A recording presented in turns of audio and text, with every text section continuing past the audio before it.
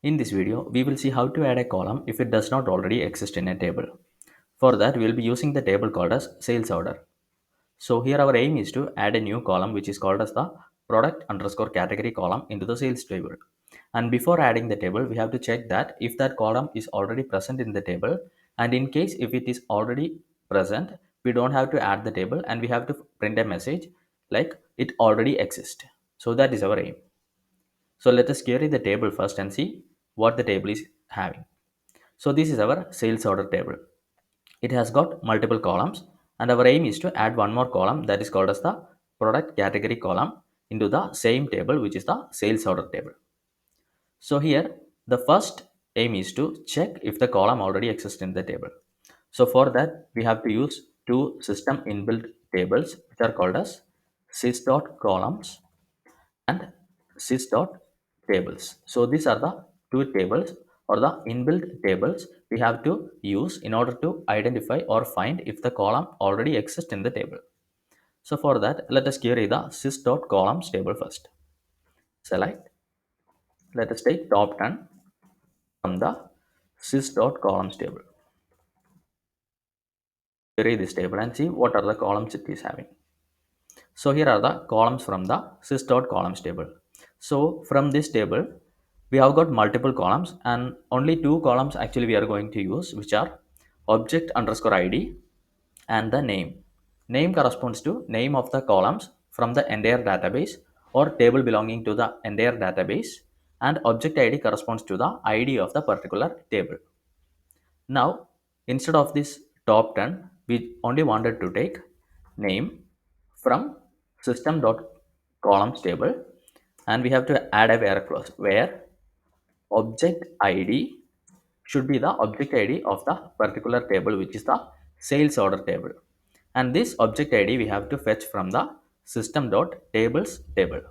So let us query the system.tables once. Select star from sys.tables. So here also we will take a top 10.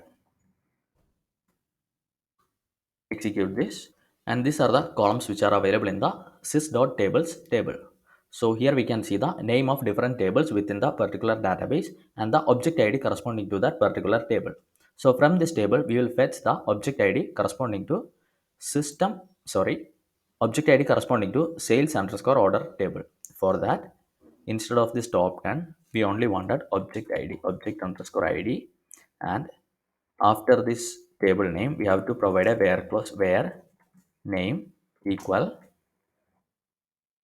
sales underscore order. So this is the table name. Now if we run this, we will get the object ID corresponding to the table, which is sales underscore order, and this we have to equate with the object ID in the where clause. So we will paste it here inside a parenthesis, and again we have to add one more condition in the where clause, that is the name of the column should be product underscore category. That is the new column name that we are going to add. Here is name equal to product underscore category. So we have completed our query. Now if we run this, we will not get any output because that column, which is the product underscore category column, currently is not available in the sales underscore order table. Now we are going to use if condition in SQL. So we will place this entire query inside a parenthesis, and now we'll write an if clause along with the not exist clause. Not exist. Now after this, if the column does not exist, we have to run a alter statement on the sales underscore order table, and we have to add the new column. So we will begin the transaction and finally we will end the transaction, and between the begin and end clause we will write the alter statement, alter table sales underscore order, and next is add the column name, that is the product underscore category.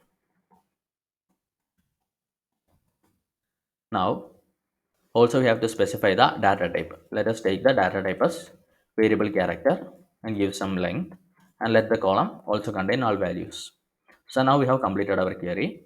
The first part is completed, and now let us execute and see what happens. Now command completed successfully, and now let us see if our column is successfully added. Let us query the table.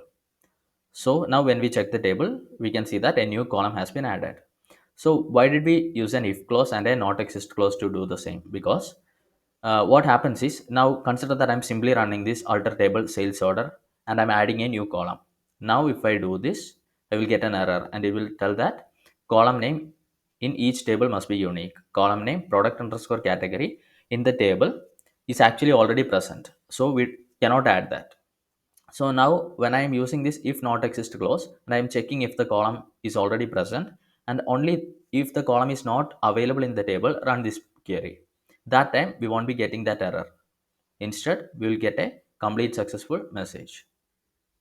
See, command completed successfully. This is the message we are getting. We can modify this query a little bit more by adding an else statement. That is else, which means the if the table is already, sorry, if the column is already available, we can print a message telling that the column already exists. Column already exists. Now in the begin clause, we have completed the query.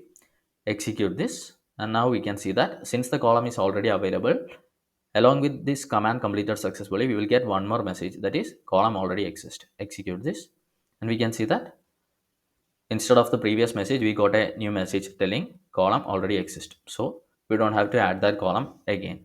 So this is how we can add a new column into a table if it does not already exist. And if it already exists, we can actually print a message telling that the column is already available in the table. Thanks for watching, and if you like this video, subscribe our channel for more. Thank you.